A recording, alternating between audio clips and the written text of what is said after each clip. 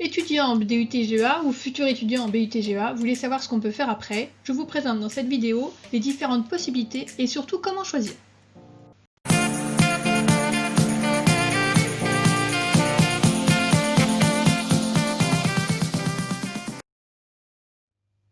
La première question qu'on peut se poser, c'est est-ce qu'il faut poursuivre ses études? Alors pourquoi poursuivre ses études? Parce que vous avez peur du marché du travail, parce que les métiers que vous voyez après un DUT-GEA vous semblent avec des responsabilités insuffisantes ou un salaire insuffisant, d'où la question de poursuivre ses études. Après, en fait, c'est quelles études? Alors, soit plutôt des études où on va approfondir le domaine de la gestion, soit au contraire des études complémentaires dans un domaine, par exemple, de l'hôtellerie, de la maçonnerie, quelque chose qui vous plaît et les études de gestion vous serviront. Ou alors, en fait, vous avez fait 2 années ou 3 années et ça ne correspond pas trop à ce que vous avez envie de faire et vous pouvez carrément changer de domaine d'études. Alors reprenons ici le schéma aujourd'hui européen des formations post-bac, après-bac. C'est ce qu'on appelle le schéma LMD, L comme licence, M comme master et D comme doctorat. Vous prévoyez de faire des études après le bac et donc là, moi je vais plutôt assister lorsque vous avez fait un DUT. Donc la première chose à savoir, c'est qu'après un DUT, on peut intégrer le marché du travail. Je vais revenir après vous donnant des statistiques, mais il n'y a aucune difficulté à intégrer le marché du travail. Le DUT est un diplôme, est une formation professionnalisante. Outre le stage, les matières qui sont abordées permettent tout à fait d'intégrer le marché du travail. La suite logique, on verra après, c'est rentrer en licence professionnelle. Après un DUT, on peut aussi, sous sélection, soit rentrer en licence 3, soit rentrer en licence 2. Et puis, on peut également passer des concours et rentrer en école de commerce. Si on fait une licence professionnelle, l'objectif est d'intégrer le marché du travail. Si après un DUT, on part sur une licence 2 ou licence 3, après il va y avoir en fait une étape de sélection pour entrer en master, et après un master, on peut intégrer le marché du travail, et après un master, si on veut, on peut encore continuer 3 ans de plus pour faire un doctorat, une thèse de doctorat, et enfin intégrer le marché du travail. Voilà un petit peu le schéma, et donc pour l'instant le DUT il est en 2 ans, et donc à partir de l'année prochaine le DUT se transforme et devient un BUT, c'est-à-dire devient une formation directement en 3 ans, avec possibilité quand même de sortir en cours de cursus. Alors, si on prend un petit peu les statistiques nationales de ce que font les diplômés de DUT-GEA, donc la dernière enquête date de ceux qui sont sortis en juin 2014. Il faut savoir que 2 ans après, 26% sont en emploi, donc il y a vraiment une intégration forte sur le marché du travail, enfin possibilité non négligeable. 4% sont en recherche d'emploi. 27% sont en poursuite d'études, sous contrat salarié, c'est-à-dire majoritairement en alternance. 38% sont en poursuite d'études, plus longues encore. Et puis 3% ont décidé d'être en inactivité, donc ont décidé de ne pas travailler. Sur ceux qui intègrent le marché du travail, donc un taux d'insertion de 84%, 92% sont à temps plein, 5% vont travailler à l'étranger, et sur ceux qui sont en emploi, il faut savoir que 69% sont en emploi en CDI, en durée indéterminée. Alors ça, c'était les chiffres. On continue avec les chiffres sur le type d'emploi. Donc en termes de catégorie d'emploi, on a le commerce, l'administration et tout ce qui est activité juridique et comptable qui est majoritairement représenté, avec soit majoritairement des employés catégorie C, mais il y a quand même un tiers qui est au niveau de technicien et quelques-uns même qui sont au niveau de l'ingénieur. On a 27% qui sont dans le secteur public, 62% dans le secteur privé, les autres c'est des secteurs associatifs, et on est sur des postes de gestionnaire ou d'assistant gestionnaire. Et en termes de valorisation de salaire, le revenu mensuel net est aux alentours de 1 433 €, avec une différence entre la province et l'Île-de-France, et une différence aussi, une prime lorsqu'on a fait une alternance. On a une augmentation de salaire de recrutement lorsqu'on a fait une alternance pendant la première et ou la deuxième année de DUT-GEA. En termes de poursuite d'études, pour que vous puissiez vous positionner un petit peu, savoir un petit peu les possibilités et ce qui se fait. Donc finalement, on a un peu moins de 10% qui ne font pas d'études. 18% font une année, donc vont jusqu'au grade licence, grosso modo. 15% font 2 années d'études. Et 58% vont jusqu'au master, donc à 3 années d'études. En fait, on a 22% qui font une licence professionnelle, 42% qui vont plutôt à l'université pour une L3, et puis on a 11% qui vont en école de commerce, et puis après il y a tous les profils et les formations un peu diverses et variées. 24% choisissent des choses un petit peu variées, et ça existe un petit peu dans de nombreux domaines. Alors, premier élément, parlons de la licence professionnelle. En fait, la licence professionnelle, c'est la poursuite logique d'un DUT. C'est une formation qui est professionnalisante, c'est une formation d'une année, et elle se fait en fonction des établissements, en formation initiale, en contrat d'apprentissage, voire en contrat de professionnalisation. Une majorité de ces licences professionnelles a lieu en IUT, mais il y en a aussi dans des facultés. Et puis, il faut savoir que par construction, il y a un minimum 30% des enseignements qui sont réalisés par des praticiens, des gens dont le métier n'est pas d'enseigner, mais de travailler et qui donnent des cours en plus. Et donc, cette formation licence sera maintenant intégrée en fait dans le BUT, c'est-à-dire que le DUT en 3 ans s'appellera maintenant le BUT et ça sera donc la 3e année du BUT. Je vais maintenant vous présenter les caractéristiques de cette licence professionnelle. Alors, c'est 60 crédits ECTS. Au niveau européen, ça représente le grade de licence.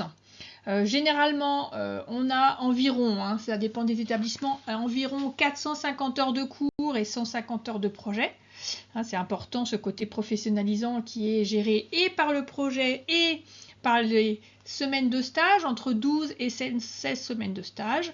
Comme ça a généralement lieu dans des établissements universitaires, c'est gratuit. Et enfin, en termes de poursuite, donc lorsqu'on fait la L3 professionnelle, on peut, mais c'est très très difficile, intégrer un M1, donc reprendre un master à l'université, mais évidemment dans le même domaine, mais c'est très sélectif. Et majoritairement, l'objectif de cette licence 3 professionnelle, de cette licence professionnelle, c'est d'intégrer le marché du travail. Donc elles sont plus spécialisées encore que le DUT. Deuxième possibilité, la licence 3, donc la 3e année de licence, généralement à l'université, parfois dans ce qu'on appelle des IUP, des instituts universitaires professionnalisants, en fonction du domaine, et c'est un petit peu ce qui reste des années précédentes, qui n'a pas disparu avec les réformes. Donc c'est une formation universitaire diplômante une année. C'est un domaine assez large, économie-gestion, sciences de gestion, mais on a des débuts de spécialisation. Donc vous pouvez trouver des parcours sciences de gestion, des parcours marketing, comptabilité, contrôle, finance, ressources humaines. Ça se fait généralement en formation initiale. Quelques L3 ouvrent maintenant en alternance et il faut savoir que le recrutement est sélectif avec un dossier, donc étude de vos dossiers, de vos résultats universitaires précédents, entretien et des tests. Donc si on résume, une L3 à l'université, c'est 60 crédits, c'est le grade de licence au niveau européen. On est sur des formations d'environ 600 heures, avec 8 semaines de stage environ. C'est une formation à l'université, donc le coût est presque gratuit. Et donc sur la suite, en fait, notre L3 d'un domaine donné va pouvoir permettre de rentrer assez majoritairement en master, même s'il y a une entrée sélective, et quelques-uns vont aller sur le marché du travail. C'est moins professionnalisant qu'une licence professionnelle. Enfin, autre possibilité, une école de commerce. Donc en école de commerce, vous allez trouver des formations d'1 an, 2 ans, 3 ans, 4 ans. Elles sont en formation initiale, en apprentissage. À partir de la 2e année, assez majoritairement, on trouve même des formations où on est en apprentissage dès la 1re année après le DUT. Le recrutement est sélectif avec dossier, entretien et parfois des tests, c'est pas toujours le cas. Et le domaine de formation, tout va dépendre de l'école que vous allez choisir. Pour résumer, on a 60 crédits ECTS parfois, pas toujours, à vous de vérifier. Est-ce que c'est reconnu ou pas au niveau européen? C'est pareil, toutes les formations ne sont pas reconnues au niveau européen, donc à vous de voir un petit peu si on a un visa, si on a un grade de licence, autre chose. En fonction des établissements, on est entre 300 et 600 heures de formation. On a des stages entre 12 et 16 semaines. C'est des écoles de commerce, donc elles sont payantes. En moyenne, on est à 10 000 €. Alors c'est une moyenne, donc à vous de voir en fonction de l'un ou de l'autre. Sachant que si c'est en alternance, c'est l'entreprise qui va payer, donc vous ne serez pas à payer les frais d'inscription. En termes de formation, donc on est souvent sur un vocabulaire où à Bac+3, vous avez un bachelor qui fournit ou pas le grade de licence, tout dépend de l'accréditation, avec possibilité dans les écoles de continuer et possibilité d'intégrer le marché du travail. Alors pour savoir un petit peu quelle école correspond le plus à votre priorité, c'est vraiment vous qui décidez et donc vous allez, je pense, trouver une formation qui correspond à vos critères. Je vous invite à aller voir sur le classement de l'étudiant.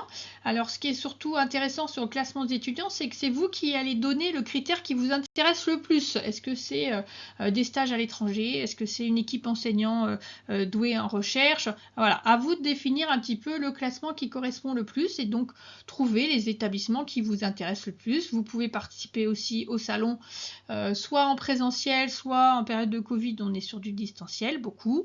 Et renseignez-vous un petit peu sur les sites internet, sur les types de formations qui sont faites, sur les taux de réussite, etc. etc. Après, maintenant, quelle est la valeur de votre diplôme d'école de commerce? Eh bien, on va voir que tout va dépendre de la reconnaissance et de la certification de l'école. Donc, je vous propose 5 niveaux. Niveau 0, c'est pas dire que c'est nul, hein. Niveau 0, on est sur une école qui n'est pas reconnue par l'État avec un diplôme qui n'a pas une reconnaissance nationale. Donc, en fait, la valeur du diplôme va dépendre de la valeur du réseau. Si vous êtes sur un établissement qui a un fort réseau, votre diplôme, il sera valable dans le réseau. Donc, il peut être très, très valable quand même. Niveau 1, toujours une école qui n'est pas reconnue par l'État, mais qui délivre des titres, des diplômes qui sont certifiés RNCP, donc au Registre national des compétences professionnelles.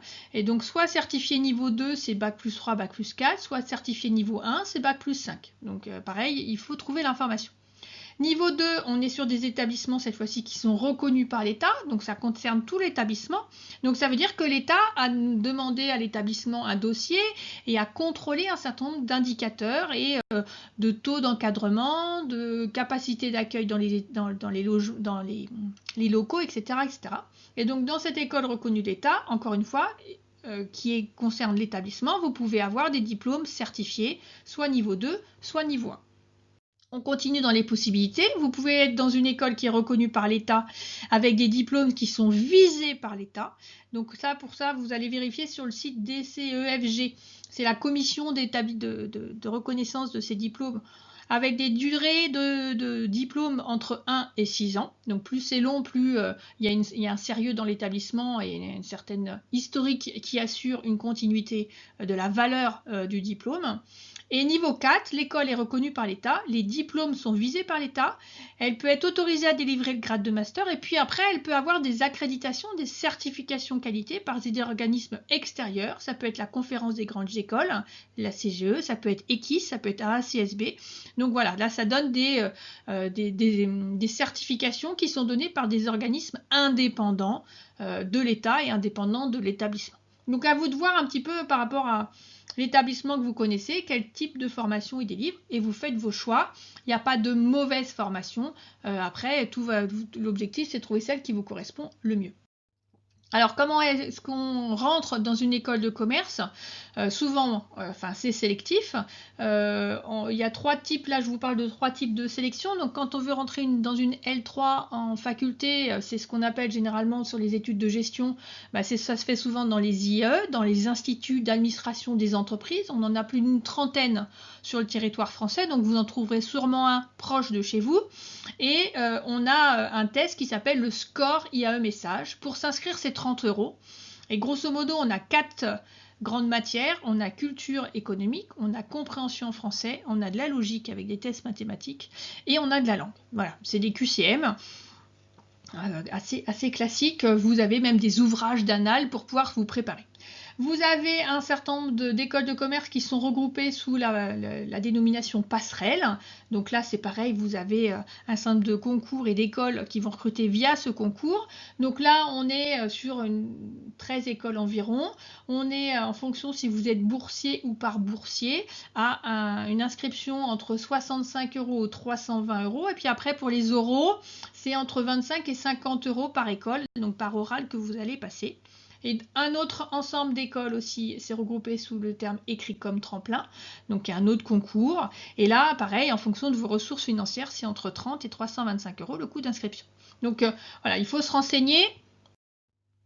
Voici ici pour 2021 les différentes sessions qui existent pour le score IA message. C'est 30 € l'inscription. Souvent on conseille de s'inscrire à 2 sessions. La première c'est du test, on découvre un petit peu de quoi il retourne et avec les conditions. Et puis le deuxième on essaye de valoriser et d'avoir encore un meilleur score. Et puis au niveau des modes de sélection ensuite, donc il y a le test et puis souvent il y a quand même des études de dossier. Donc dans les études de dossier, on regarde vos résultats universitaires. Parfois, on vous demande des recommandations de l'équipe enseignante. Et puis il y a des entretiens de sélection. Qu'est-ce qu'on va regarder dans les entretiens de sélection? On va essayer d'identifier votre personnalité, quelles sont vos qualités, vos défauts, comment vous vous projetez, quelle est votre ambition, votre ténacité. Et puis au-delà de la personnalité, c'est aussi le projet professionnel qui est important. Et donc ce qu'il faut retenir sur cette sélection, c'est que ça se prépare. C'est-à-dire que je vous conseille vraiment de vous rapprocher s'il y a du bureau des élèves, des anciens étudiants qui ont passé les concours dans des écoles qui vous intéressent, leur demander comment se passe l'entretien, s'ils ont des conseils, quels sont les types de questions qu'ils posent, et d'y réfléchir à l'avance. C'est-à-dire que si vous n'avez pas réfléchi à l'avance de qu'est-ce que vous ferez dans 5 ans, ben vous risquez d'être un petit peu désarçonné lors de l'oral, et ça risque de nuire un petit peu à votre classement à la fin et vos chances de réussite. Alors, petite précision maintenant, si vous continuez encore, on peut aller jusqu'à Bac plus 5, c'est ce qu'on appelle master. Alors, vous allez retrouver un certain nombre d'autres mots écrits, master avec un E, A-I-R-E, master spécialisé. Alors, le seul qui est reconnu au niveau européen, c'est le grade de master, écrit A-S-T-E-R, ça correspond à 120 crédits ECTS, et c'est le seul grade qui est reconnu au niveau européen. C'est le Bac plus 5, c'est le LMD, c'est le M de LMD.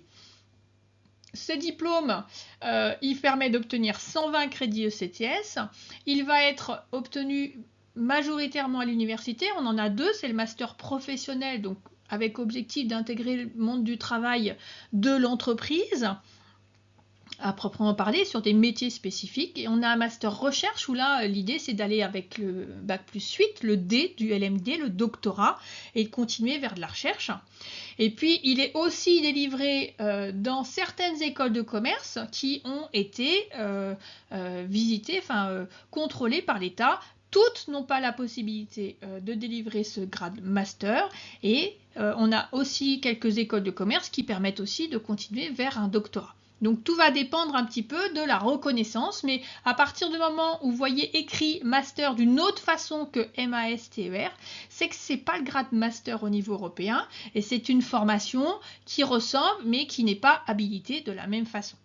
Par exemple, le master spécialisé, c'est généralement des formations Bac plus 6 pour ceux qui ont déjà un Bac plus 5, une formation complémentaire souvent d'une formation de départ.